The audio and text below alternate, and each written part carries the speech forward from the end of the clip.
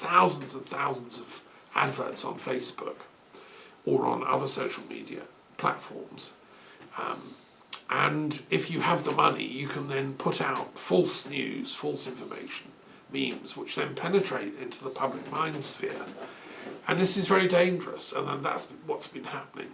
Putin has been partly responsible for this, hacking into the European cyberspace deliberately with weaponized cyber troops, effectively. I believe the French people are intelligent enough to see what's been happening and will resist it.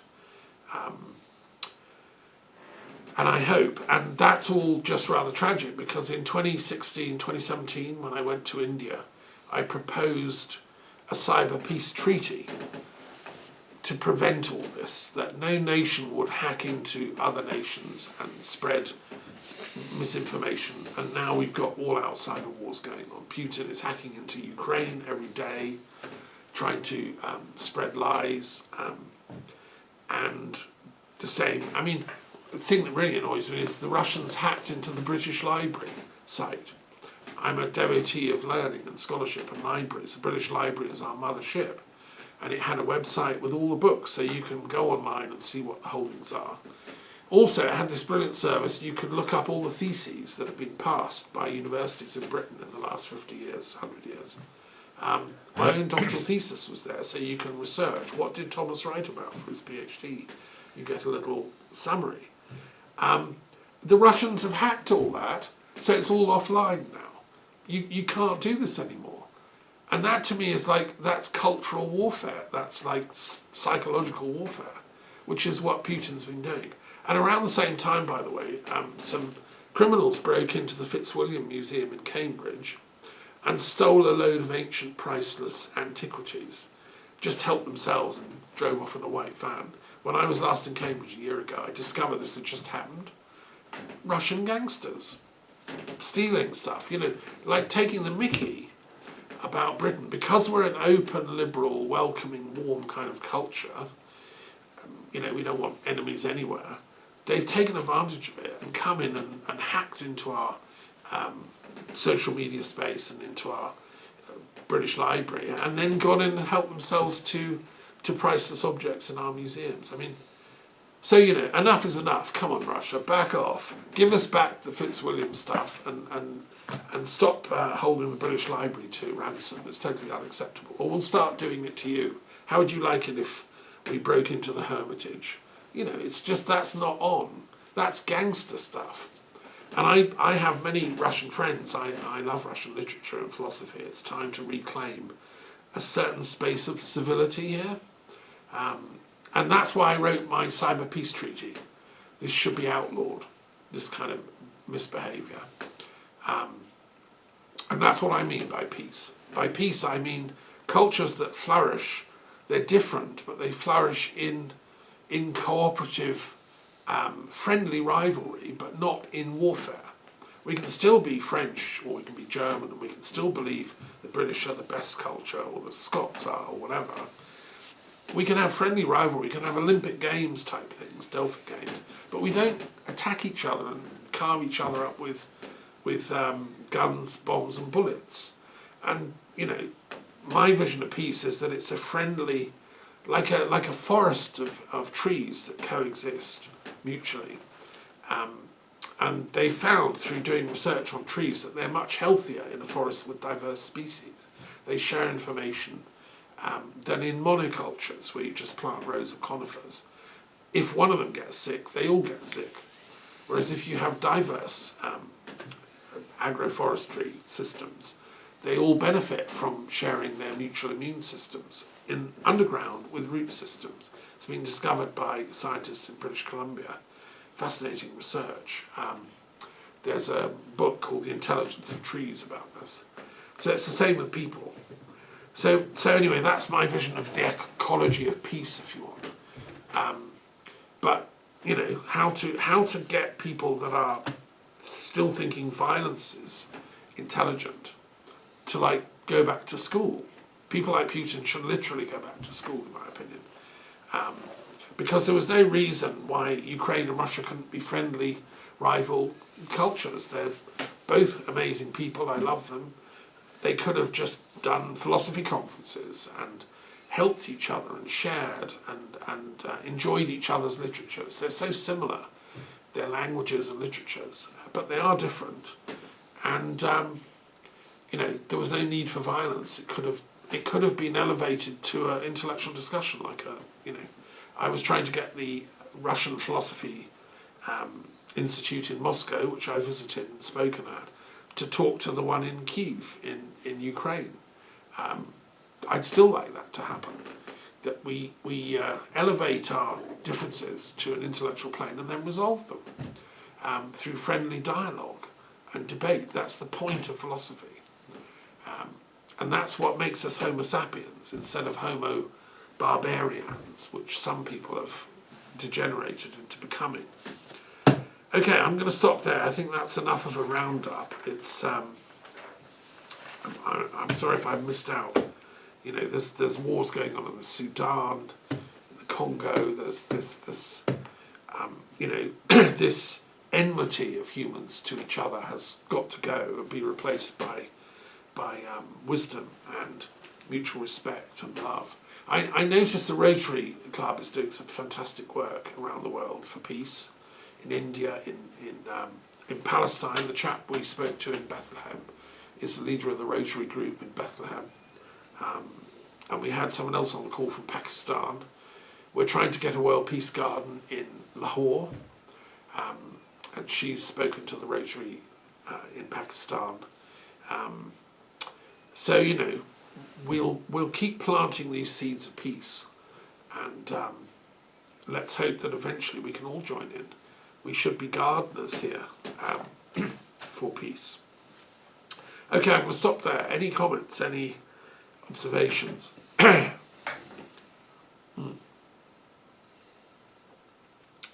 You've been following events in the world this week. And a little. Yeah. With the new president of Iran. I noted that. The progressives got a chap in, didn't they? He looks quite good. Yeah, he has a good face. But he's also a cardiac surgeon. He's a medical scientist. He was in the Ministry of Health before. And I like people that work with the heart, doctors, because it was heart surgeons that ended the Cold War. When I was involved running Philosophers for Peace, the international physicians for the prevention of nuclear war were doctors.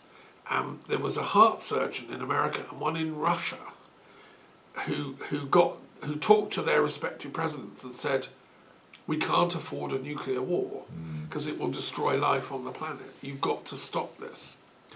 And so they managed to talk Gorbachev and Reagan into making a peace deal. And that was, I think Bernard Lown was the American one, a great cardiac surgeon. Because we're frail creatures and we have hearts that go wrong, and these guys can fix it. So we need heart surgery on the planet. And this guy, it's brilliant that Iran have voted him in. I wish him well. Yeah, thank you for mentioning that. Are there any great French medical doctors working in France? I mean, in the Senate, that's what we call the House of Lords. You call it the Senate, do you, in France? How do you get into that? Do you get nominated or voted or? You get elected by we call the grand electors. That means among the municipalities, they vote for the Senate people. So in Lyon, 5 electors will be able to vote. No, maybe within France, maybe 100,000. Oh, grand electors. Grand so it's electors, quite a lot. yes. So it's the mayors and the yes. people of... But are there any intellectuals among them? What about heads of universities? Are they grand electors? No. Only elected people. Only elected people from. Okay. So there's no recognition of the role of intellectuals, because you don't get elected really to be an intellectual. It's sort of slightly different route. And I know that in Britain we used to have universities would have a seat in Parliament up until the 1940s, I think. So Cambridge could send a representative to Parliament. I It's quite wise. like that Yes, idea. yes. In France, universities they have a very interesting right. Is the right of speaking, because Where, in in the Parliament? traditions, or in the press or whatever, Okay. they could not be censored. They have freedom of speech. Yes. Yeah, academic freedom. Yeah. Yes, They but still have that. You still have that, and I think it's very important. Well, it nowadays. is important Yes. to nourish that. Yes, I saw one intellectual who's spoken out about French politics. Morin. Garnerin, yes. Yeah, yeah. Yes, it's a wise guy. Yes, 100 years Edgar old. Morin, he's 102 or something. 102, yes. And he said, like, come on, France, don't vote the right wing in. It's I've seen him in Libération, yes. Yeah, there was an article in here. And I looked him up in my dictionary of French intellectuals. Yes.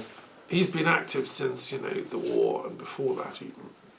Yes, he's very famous about complexity, so that's a good point for this newspaper to mention him. Yes, yes. So this is the French sort of equivalent to the Guardian, Libération, saying no to the hard right.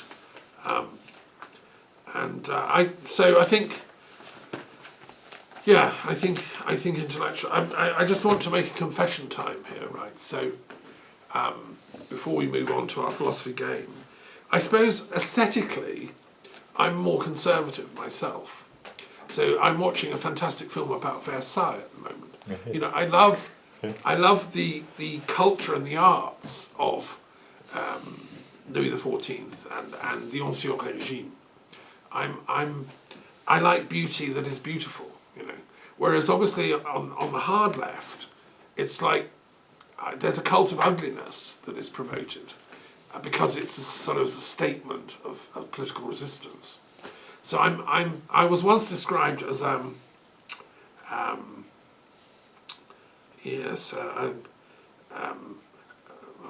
can't remember the word, but anyway, I've got this strange mixture of conservative aesthetics. Like I love the Vatican, I can walk around the museum there all day. I love art and music, the classics, but I'm very progressive when it comes to political justice and truth and fairness and freedom and right speech and all that. So I think it's my human right to pick and mix where I situate myself. Politically, I can be on the left in some respects, but I'm not with the sort of destructivist aesthetics. I'm more of a conservative when it comes to aesthetics. I'd be more with Goethe, who was sponsoring the theatre at Weimar, and Schiller, who also wanted beauty as and wrote the Ode to Joy, which is in the European Union. So I think Europe has this wonderful heritage of beauty, and but I don't think it should be owned by the right. I don't think the right should try and steal beauty as its slogans. I think all people should be artists. All people should be poets. Our schools should inculcate that creativity within us all. There was a chap on the conference called Alan Rayner, who's apparently the House of Lords has just issued a thing that all British school kids should have access to music, a national policy for music. So I think beauty is a social and political thing that we all should be able to access, not just the elites that can create high culture, although I love it. I want that high culture to be diffused so that we all have access to it and can feel it's our right too, which is why I run like a music club here. We were making music late last night. So anyway, just want to say that I think that ultimately peace to me is an aesthetic problem as well. And the excellent speaker Arabella Thais, who was talking about a grand theory of everything, was saying ultimately the universe is an aesthetic creation. We're here to create beauty. The universe is beautiful, and we humans have to play our part in that. in whatever way we do, whether we're a gardener or a poet or a train driver or an inventor or an engineer. We can each be beautiful in the way we create things, and that's being true to our cosmic purpose. And to me, ugliness in politics is that it's going against the favouring one group and saying, no, this race is perfect, like Hitler did, and these other people, we can kill them off. That's not honouring the aesthetic plurality and fertility and fecundity of life, where all the nations, all the races are part of the divine intelligence's plan. And that's why, the genocide that's been going on in Gaza is wrong. Palestinians are beautiful people and deserve their place in the sun, just as Israelis do. So peace is an aesthetic challenge, and that's why, I often get inspired listening to Beethoven or great music, because when you hear beauty, it makes you want to be a better person. That's how I think these things are connected. Kant talked a lot about aesthetics as well. He knew this. So anyway, okay, thank you. Yeah, and let's move on and do a couple of our periodic table entries. Do you want to choose one? By chance. Okay, by chance today. Good.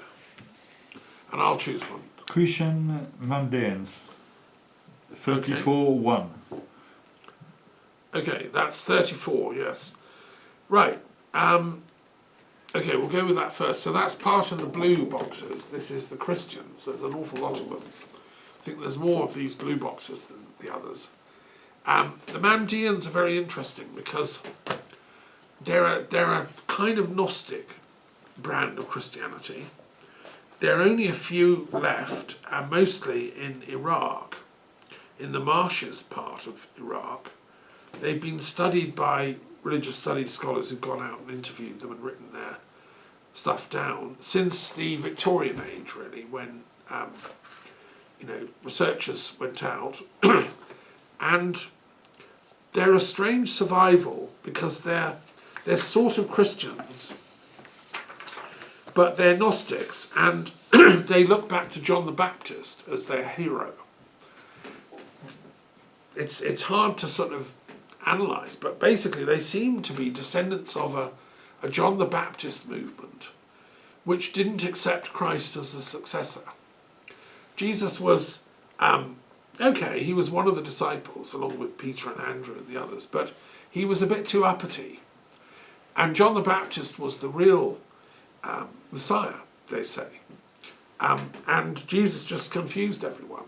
And they don't accept St. Paul. They say he was just a kind of chancer trying to create a new religion out of the death of Jesus and created a whole load of fake stuff. They've never accepted any of that. And they have these holy books, Drasha Ed Yahya, the book of John, the Geniza Rabbah, the Great Treasure, the Kolasta, which is a canonical prayer book. They even have the Ashvar Malwashi, the book of zodiacal constellations, and the Divan, which describes the regions of the soul's heavenly journey.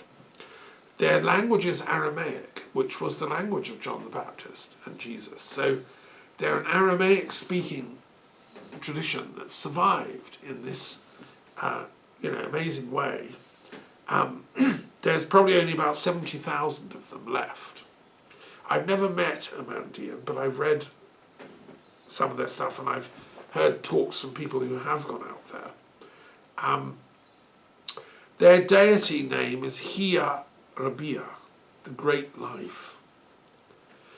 And they believe that baptism is very important for the purification of sins. They baptize every Sunday, so unlike Christians who just do it once and as a baby they don't remember it, they say no, keep doing it every Sunday. But it's only an outer symbol because you have to bring your inner Gnostic soul to be reactivated to bring redemption from suffering and sin. The soul is immortal, so you live here, 70, 80 years at most, and whereas you're going to live for eternity. So what you do here is very important. That's why you should be a good and righteous person. When you die, the Mandeans read to you during a 45-day ritual ascent of the soul, and they do different readings at different times of that 45-day period after death, because that's when the soul is going back to the heaven world. And yeah, so they're really kind of Gnostic tradition. They look back on Adam, Seth, Enosh, Noah, Shem, Aram, John the Baptist as their great spiritual lineage. But they don't, and this is interesting, they don't include Moses or Jesus among their great, they think of them, they were slightly in errance. And if you look at the behaviour of some of the people that really love Moses at the moment in Israel, what they're doing, you might want to become a Mandean. And they're obviously long before Islam, before Muhammad, so they don't count it. But I'm sure that intellectual Mandeans would accept that, yeah, Jesus, Moses, Muhammad, these were great prophets too. They're just not quite in our lineage. And so, interesting. And maybe they might have influenced Mani, who was from a similar kind of baptizing background in Iraq, to create Manichaeanism, which has some overlaps with what they believe. That's in box 121, Manichaeanism. So there might be some overlaps there. Although he was more Jesus friendly. He accepted, he was in the lineage which included Jesus and Moses. Okay, the one I chose was Gurdjieff, a new religious movement, 92, which I don't know that it's come up before very recently. So it's part of what's called a new religious tradition. And Gurdjieff was a fascinating chap who lived, he was part Greek and part Armenian. He was born in what is now Russia, in Armenia, and he was educated there. He spoke fluent Armenian, but also Greek and Russian. And as a young man, he wanted to find ultimate truth. And he wrote a book, In Search of the Miraculous, which describes his searches as a young adolescent. He went off looking for the Samoon Brotherhood, which was the ancestor of all the Sufis, all the Kabbalists and all the Christian Gnostics. He thought there was somewhere in the Middle East there was an ancient brotherhood which would have these mysteries. A bit like the Mandeans, really, but he wanted even older than that, because he wanted the root of the Zoroastrians too. And Zoroaster was 1700 BC. Abraham was 1700 BC. So what Gurdjieff was saying as a young man is there anywhere like an old library with the ancient manuscripts that everywhere else has lost? And can I find it? So he set off. The film was the book In Search of the Miraculous, In Search of Miraculous Men, was made into a film by Peter Brook, a great British-French film director. And you can watch that story of his life. It's there as a young man. Then he ended up in Cairo meeting Sufis and mystics. He was initiated into their traditions, and he ended up then going back to St. Petersburg, which was a very exciting place to be in. That before the revolution, before the Russian Revolution, a lot of mystics and esotericists. He met Uspensky there, who was a Russian mathematician and spiritual thinker, who became his student. And yes, he was quite a character on that whole silver age of Russian intellectual life. After the revolution, he didn't really get on with the Bolsheviks and their very narrow-minded tunnel vision Lenin had. He was a real fanatic I'm halfway through the biography of Lenin, and what comes up again and again in that book is even his friends and relatives thought he was mad. His sister was saying, look, calm down, Lenin, Ulyanov. You're just going over the top here. Because Lenin was saying, no, we have to seize power, we're the Bolsheviks. We have to stop this democracy. We have to arrest them all and shoot them. Only we know the truth. Only we have the right way. We know what Marx wanted. Which was not true because Kautsky, who actually knew Engels and was friends with him, Lenin turned on him and created his own pseudo-orthodoxy, Leninism, which wasn't Marxism at all.